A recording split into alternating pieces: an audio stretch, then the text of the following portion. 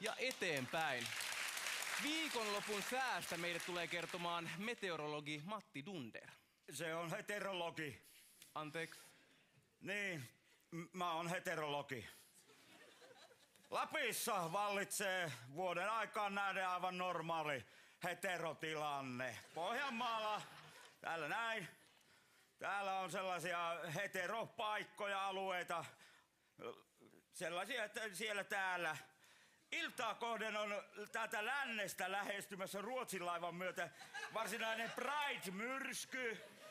Vaikutukset jäävät varmaan tosi paikallisiksi, joskin homokuuroja voi esiintyä pitkin etelärannikkoa, mutta ne ovat aivan ohimeneviä. Anteeksi, me kyllä tilattiin tänne meteorologi. Anteeksi, mikä? Mikä se on? Se on sellainen, joka ennustaa säätä.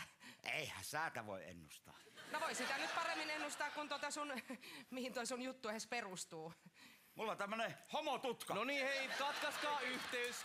No niin.